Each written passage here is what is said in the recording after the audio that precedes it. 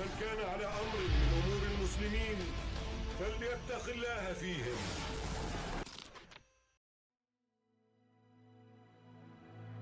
Ketahuilah, wahai hadirin jemaah rahimakumullah, usia dunia saat kita hidup ini sudah sangat-sangatlah tua. Kita hidup di penghujung akhir zaman, menjelang berakhirnya kehidupan dunia ini, di mana kehidupan akhir zaman digambarkan oleh Rasulullah Shallallahu Alaihi Wasallam. Orang yang hidup saat itu, saat akhir zaman, saat terjadinya banyak fitnah, mereka digambarkan oleh Rasulullah Sallallahu Alaihi Wasallam, la ya'rifuna ma'rufa wa la yunkiruna munkara. Kaum muslimin, manusia yang hidup di akhir zaman ketika itu, kata Rasulullah Sallallahu Alaihi Wasallam, mereka tidak mengenal yang ma'ruf dan mereka tidak mengingkari yang mungkar. Bahkan karena jauh daripada ajaran agama, mereka ketika itu yang ma'ruf dikatakan mungkar, yang mungkar menjadi ma'ruf, yang benar dianggap salah, yang salah dianggap benar. Tuntunan-tuntunan yang menyesatkan dan penuh dengan kebohongan menjadi tontonan-tontonan yang penuh dengan kebohongan dan menyesatkan menjadi tuntunan. Sementara tuntunan yang benar-benar hak, yang datang dari Allah dan Rasulnya, Al-Quran dan Sunnah, yang datang dari sisi Allah dan sisi Rasulnya Sallallahu Alaihi Wasallam, hanya menjadi tontonan, hanya menjadi tontonan di ajang momen-momen nuzulul Quran, MTQ dan Maulid Nabi, hanya menjadi tontonan-tontonan belaka. Sementara ketika itu, jika ada sekelompok muslim yang ingin mengamalkan ajaran agamanya yang sesuai dengan kehendak dan petunjuk Allah dan Rasulnya, mereka dituduh, mereka difitnah dengan berbagai macam tuduhan dan fitnahan yang keji. Mereka pun dikatakan sebagai radikal, mereka pun dikatakan sebagai Islam garis keras. Na'udzubillah min zalik. Padahal Allah Subhanahu wa ta'ala berfirman di dalam surat Al-An'am ayat 153, wa anna hadza sirati mustaqiman fattabi'uhu wa la tattabi'us subula fatafarraqu bikum an sabilih. Ini adalah jalanku yang lurus, ikuti jalan itu, dan jangan engkau ikuti jalan-jalan yang lain, subul-subul selain jalan yang lurus, karena jalan-jalan itu akan menyesatkan kalian dari jalan Allah yang lurus. Zalikum wassaqum bihi la'allakum tattaqun. Demikian itulah yang diperintahkan Allah kepadamu agar kalian menjadi orang-orang yang takwa. Imam Ibnu Katsir rahimahullah menafsirkan dan menggambarkan ayat ini bahwa Rasulullah SAW bersama para sahabatnya sedang duduk di atas pasir. Kemudian Rasulullah SAW membuat satu garis lurus di samping kiri dan kanan. Dari garis lurus itu, Rasulullah masing-masing membuat dua garis di kiri dan di kanan.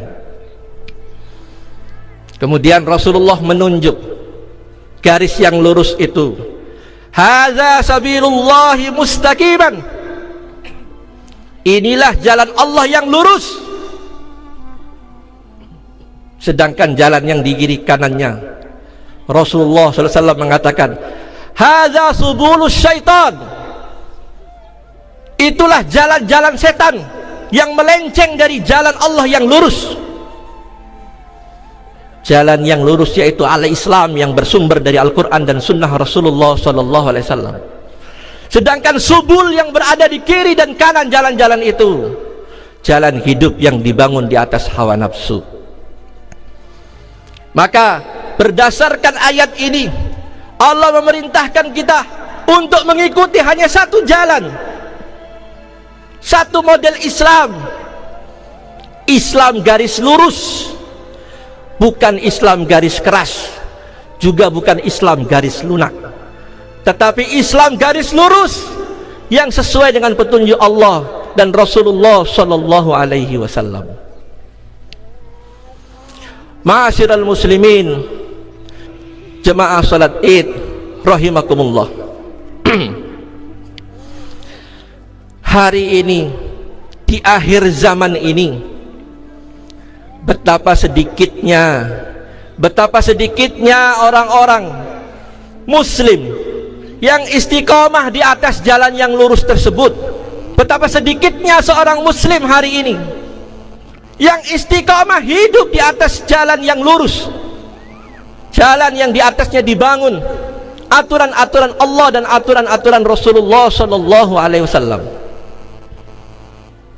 Bahkan mayoritas di antara muslim hari ini lebih senang mengikuti jalan-jalan yang lain selain jalan yang lurus. Mereka lebih senang mengikuti jalan yang cocok dengan selera hawa nafsu mereka, jalan yang dapat menguntungkan dan menyenangkan hawa nafsu mereka. Mereka enggan mengikuti jalan-jalan yang lurus. Jalan hidup muslimin hari ini kebanyakan jalan yang dibangun di atas hawa nafsunya, jalan yang akan membawa kerusakan dan kehancuran moral. Maka jemaah salat Id rahimakumullah, saksikanlah pada hari ini, kerusakan demi kerusakan pun terjadi di mana-mana. Korupsi hari ini terjadi di mana-mana, dari kelas kakap sampai kelas tri. Ketidakadilan pada hari ini sedang dipertontonkan secara nyata. Seorang nenek tua yang bernama Asyani, nenek tua yang miskin yang bernama Asyani, yang karena kemiskinannya mencuri dua batang pohon coklat. Nenek tua yang miskin ini diseret, digelandang, dihadapkan ke pengadilan. Di depan majelis hakim, nenek tua ini menangis, duduk bersimpu di lantai, memohon kepada majelis hakim untuk dibebaskan daripada hukuman. Tapi apa yang terjadi? Air mata nenek Asyani ini diganjar dengan hukuman penjara 1 tahun. Bayangkan kaum muslimin jemaah salat Id rahimakumullah, seorang nenek yang sudah uzur, yang dia mencuri karena miskinnya, terpaksa di negeri ini tidak dihargai, dijadikan pesakitan, dihukum seorang nenek yang tua dengan penjara 1 tahun. Sedangkan para koruptor, pemakan uang rakyat yang merugikan negara puluhan miliar, bahkan ratusan miliar, mereka hanya dihukum 4-5 tahun penjara. Sungguh ketidakadilan yang sangat nyata hari ini sedang terpampang di hadapan mata kita. Perilaku zina, pergaulan bebas, penyimpangan seksual, perselingkuhan, narkoba, miras, perjudian, hari ini nyata terjadi di mana-mana. Belum lagi ada kenyataan yang memperparah keadaan. Adanya model muslim, adanya orang-orang Islam yang mereka hidup tidak pernah sedikit pun berpikir tentang Islam. Prinsip hidup mereka yang penting bisa senang hidup di atas dunia, melampiaskan seluruh kesenangan dan hawa nafsunya. Muslim tak pernah sedikit pun berpikir tentang Islam. Yang penting dia bisa hidup senang di atas dunia dengan melampiaskan berbagai macam hawa nafsunya. Orang seperti ini, Islam bagi dirinya tidak lebih hanya sebagai pelengkap identitas. Lebih parah lagi, ada orang-orang yang mengaku Muslim, tapi mereka antipati, mereka benci dengan ajaran yang dibawa oleh Rasulullah SAW al-Islam. Mengaku Muslim, tetapi benci dengan ajaran Islam yang telah dibawa oleh Rasulullah SAW. Mereka anti dan tidak suka. Orang seperti ini akan mendapatkan ancaman dari Allah Subhanahu wa taala berupa neraka jahanam. Wa may yushakkikir rasul min ba'di ma tabayyana lahul huda wa yattabi' ghayra sabilil mu'minin nuwallihi ma tawalla wa nuslihi jahannam wa sa'at masira. Sesungguhnya orang-orang yang memusuhi Rasul, maknanya orang-orang yang menentang ajaran yang dibawa oleh Rasul, setelah jelas petunjuk itu datang kepada mereka, dan orang-orang yang mengikuti jalan di luar jalan orang-orang Islam, nuwallihi ma tawalla, kami biarkan mereka sesat di atas kesesatannya, wa nuslihi jahannam, tempat kembali mereka adalah neraka jahanam, wa sa'at masira. Na'udzubillah min dzalik. Allahu akbar, Allahu akbar, walillahil hamd. Ma'asyiral muslimin, jemaah salat Id rahimakumullah. Ketahuilah jemaah salat Id rahimakumullah, di dunia pada hari ini, bahkan di negeri kita pada hari ini, kerusakan sudah sangat nyata benar-benar terjadi. Kerusakan nyata benar terjadi di mana-mana, ya, di mana manusia tidak lagi hidup berpikir tentang moral, ya. Dosa dan maksiat dianggap sesuatu yang biasa. Perbuatan maksiat dan dosa yang mengundang murka dan azab Allah sudah dianggap sesuatu yang biasa. Sementara pada hari ini, jika ada sekelompok muslim yang istiqamah, yang ingin hidup memegang teguh di atas jalan yang lurus, jalan yang di atasnya ada keridhaan Allah dan Rasulnya, mengikuti petunjuk Allah dan Rasulnya, muslim yang hanya ingin hidup jujur, hidup lurus, muslim yang tidak mau dan menjauhi dosa-dosa, muslim yang ingin mengamalkan ajaran Islam, menegakkan Al-Quran dan sunnah nabinya. Muslim yang seperti itu hari ini akan menjadi orang-orang aneh dan orang-orang asing di negeri ini. Mereka akan menjadi aneh karena keislaman mereka. Di tengah banyaknya orang yang melepas Islam, mereka akan menjadi asing di tengah-tengah komunitas muslim yang banyak, karena banyaknya kaum muslimin yang sudah melepas ajaran Islam. Maka muslim yang demikian ini akan menjadi sosok yang aneh, sosok yang asing di mata manusia banyak pada hari ini. Tetapi ketahuilah jemaah salat Id rahimakumullah, 14 abad lebih yang lalu, Nabi kita Muhammad sallallahu alaihi wasallam, as-sadiqul masduq, manusia yang selalu benar dan dibenarkan perkataannya oleh Allah Subhanahu wa taala. Nabi kita telah menggambarkan keadaan yang akan terjadi di akhir zaman, di mana Rasulullah SAW bersabda melalui sahabat Abu Hurairah radhiyallahu anhu dalam hadis yang diriwayatkan oleh Imam Muslim rahimahullah. Rasulullah menggambarkan, bada al-islamu ghariban wa sayaudu ghariban kama bada'ah fatuba lil ghuraba. Islam, kata Rasulullah SAW, awal mula ketika Islam itu muncul, gharib, asing. Awal ketika Nabi membawa Islam, mendakwakan Islam, dianggap asing.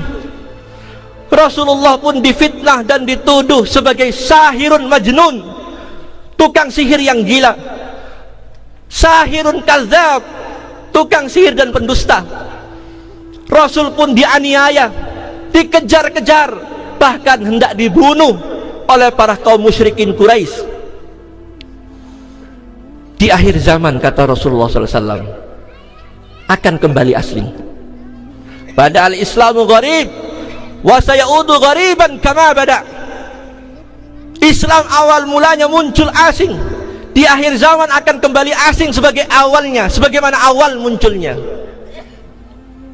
Inilah zamannya, Islam kembali asing. Aneh bagi orang-orang yang berpegang teguh di atas sunnah, di atas jalan yang lurus. Hari ini akan menjadi orang-orang yang aneh, orang-orang yang asing. Ini sudah dikatakan oleh Nabi kita 14 abad yang lalu. Tetapi Nabi mengatakan di ujung hadis itu, fatuba lil ghuraba, fatuba lil ghuraba, tuba bagi orang-orang yang dianggap asing, tuba bagi orang-orang yang dianggap asing. Imam Nawawi rahimahullah yang mensyarah hadis ini menjelaskan arti tuba. Tuba yang pertama, kata Imam Nawawi, yaitu kebahagiaan. Kebahagiaan akan diraih oleh orang-orang yang asing. Tuba yang kedua, kata Imam Nawawi, yaitu surga, jannah, surga bagi orang-orang yang asing. Ma'asyiral muslimin, jemaah salat Id rahimakumullah, janji daripada Nabi Muhammad sallallahu alaihi wasallam, orang yang hidup terasing di akhir zaman, Allah dan Rasulnya menjanjikan tuba lil ghuraba, surga untuk kalian wahai orang-orang yang asing. Ma'asyiral muslimin, jemaah salat Id rahimakumullah, Allah subhanahu wa ta'ala, Rasulullah sallallahu alaihi wasallam dalam beberapa hadisnya pernah bersabda, a'dadtu li ibadiyas salihin ma la ainun ra'at wa la udhunun sami'at wa la khatara ala qalbin basar. Allah telah berjanji untuk hamba-hambanya yang soleh, Allah akan memberikan kesenangan kepada mereka yang mata belum pernah melihat, telinga belum pernah mendengar, dan belum pernah terbertik dalam hati manusia. Kesenangan yang belum pernah dilihat oleh mata, kesenangan yang belum pernah didengar oleh telinga manusia, dan kesenangan yang belum pernah terbetik dalam hati manusia. Allah telah berjanji untuk hamba-hambanya yang soleh. Allah dan Rasulnya menggambarkan keadaan surga. Innalil mu'minina fil jannati la khaymatan min lu'lu'a. Sesungguhnya bagi orang-orang yang beriman di dalam surga ada istana-istana yang megah yang terbuat dari mutiara. Labinatun min dhahab wa labinatun min fiddah. Lantai-lantainya dari emas dan perak. Janji Allah dan Rasulnya untuk orang-orang soleh, istana-istana yang megah di surga yang terbuat dari mutiara, lantainya terbuat dari emas dan perak. Walibasuhum fiha harir. Mereka nanti akan diberikan pakaian dari sutra-sutra yang halus. Mereka nanti akan menikmati sungai-sungai. Di surga ada sungai air tawar, ada sungai susu, ada sungai madu, ada sungai khamr yang tidak memabukkan. Allah subhanahu wa ta'ala memberikan kepada mereka buah-buahan dari tanaman surga yang Allah jelaskan kepada mereka. Allah jelaskan kepada hambanya, kutufuha daniyah. Buah daripada pohon-pohon surga itu sangat dekat, sangat mudah untuk dipetik bagi siapa yang menginginkannya. Para mufassir menjelaskan ayat ini, buah dari pohon-pohon surga bisa dipetik oleh orang yang menginginkannya, baik dia dalam keadaan berdiri, dalam keadaan duduk, dan dalam keadaan berbaring. Bahkan ketika terbetik dalam hati hamba menginginkan salah satu buah di pohon surga, pohon itu akan mendekat, pohon surga itu akan mendekat, sehingga memudahkan manusia yang ingin memetik daripada buahnya. Itulah gambaran pohon-pohon surga yang diperuntukkan untuk hamba-hambanya yang soleh. Wa zawwajnahum bihurin 'ain, untuk hamba-hambanya yang soleh Allah akan nikahkan dengan bidadari-bidadari surga, bidadari-bidadari yang bermata jeli. Wa hurun 'ain ka'amsalil lu'lu'il maknun, bidadari-bidadari yang mereka itu laksana mutiara-mutiara yang tersimpan dengan sangat rapi. Ma'asyiral muslimin jamaah salat Id rahimakumullah. Imam Ibnul Qayyim Al-Jauziyah di dalam kitabnya Hadil Arwah ila Biladil Afrah menjelaskan gambaran surga secara lengkap dan detail. Tahukah kita bagaimana sifat daripada bidadari-bidadari surga? Bidadari-bidadari surga, kata Allah dan kata Rasulullah SAW dan para sahabatnya, mereka itu adalah wanita-wanita yang suci. Mereka tidak pernah menstruasi, tidak pernah haid, tidak pernah meludah, tidak pernah beringus, tidak pernah membuang hajat. Kecantikannya tak tertandingi oleh wanita manapun di muka bumi. Bidadari-bidadari surga selalu berhias untuk suami-suami mereka di surga, selalu berhias untuk menyenangkan suami-suami mereka di surga. Dan bidadari-bidadari surga, mereka tak pernah tua, mereka selalu dalam keadaan muda. Mereka mempunyai rasa cinta kepada suami-suaminya yang sangat dalam, dan mereka tidak pernah kenal lelaki lain selain lelaki yang menjadi suami mereka. Mereka siap melayani para ahli surga yang menjadi suami-suami mereka. Itulah sedikit gambaran daripada bidadari surga.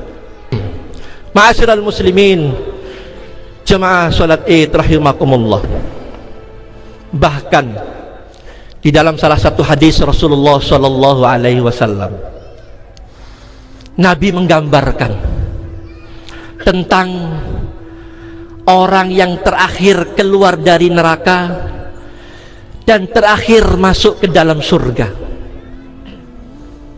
Orang yang terakhir keluar dari neraka diangkat oleh Allah dari api neraka, disucikan, dibersihkan, dan orang ini akan terakhir masuk ke dalam surga.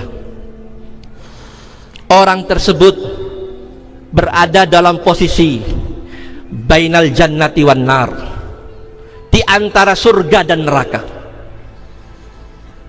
Orang yang terakhir keluar dari neraka ini diangkat oleh Allah, kemudian wajahnya masih dalam keadaan menghadap ke neraka. Maka orang itu memohon kepada Allah subhanahu wa ta'ala, Ya Rabbi, isrif wajhi anin nar. Wahai Allah, palingkan wajahku dari api neraka ini. Wa innahu qad qasabani khasituha.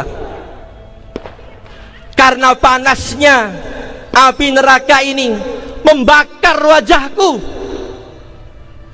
Orang tersebut meminta untuk dipalingkan mukanya daripada api neraka untuk menghadap ke surga. Ya.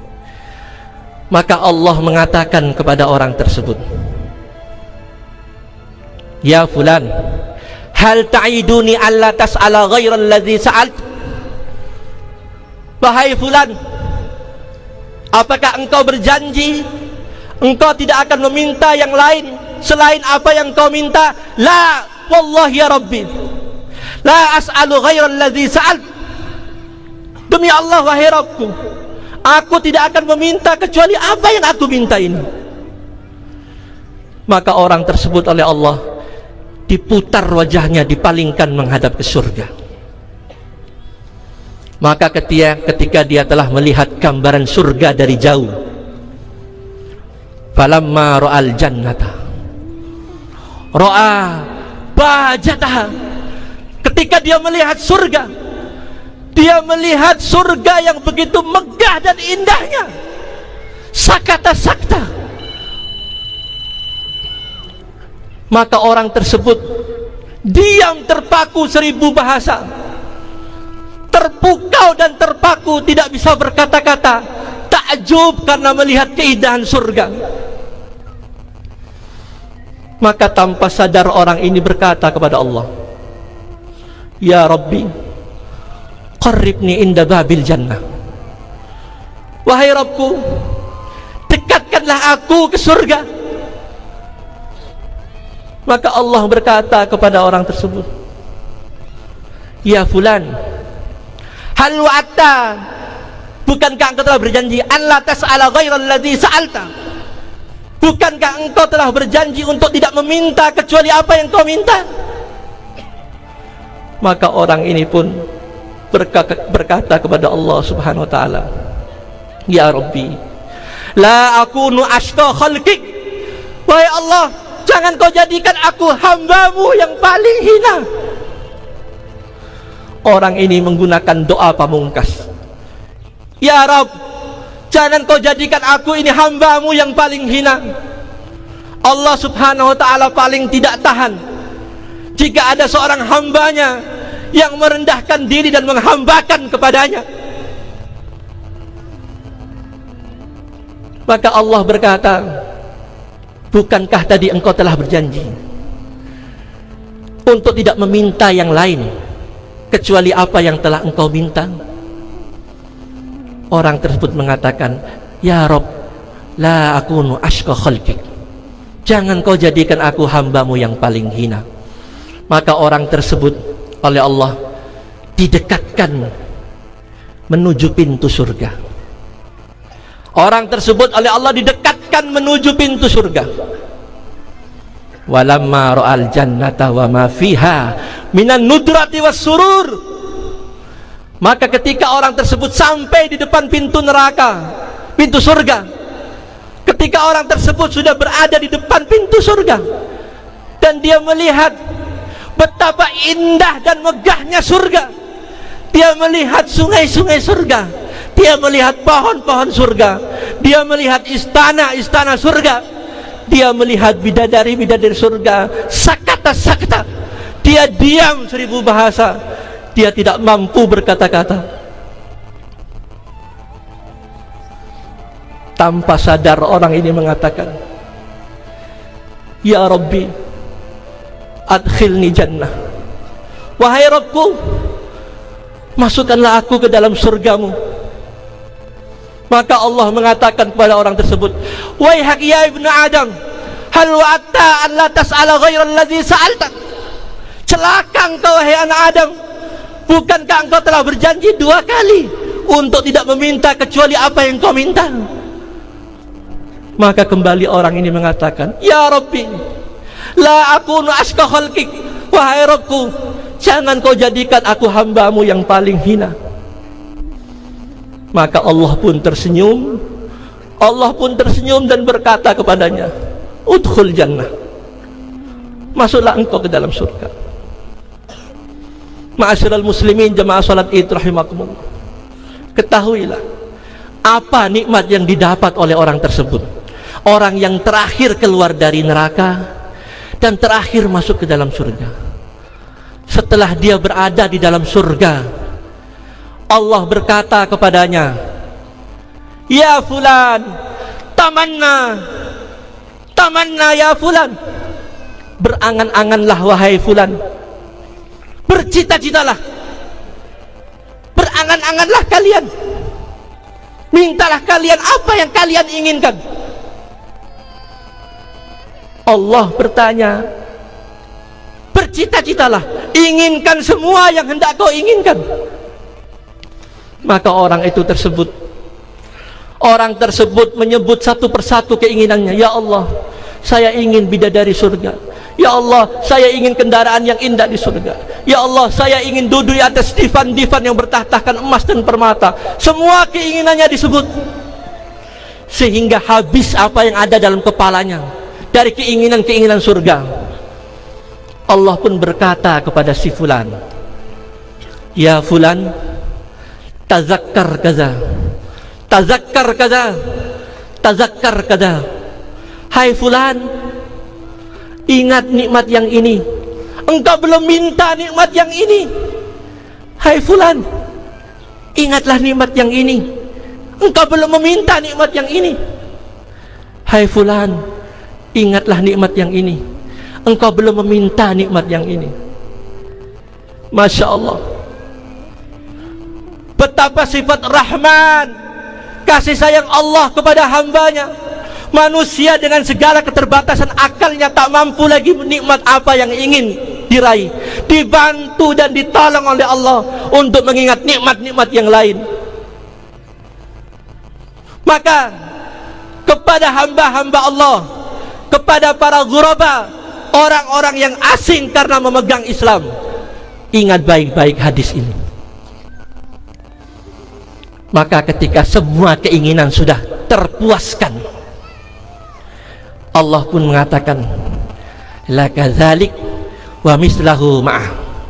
Semua yang kau minta jadi milikmu, ditambah lagi yang semisal itu. Itu balasan bagi orang yang terakhir keluar dari neraka dan terakhir masuk ke dalam surga.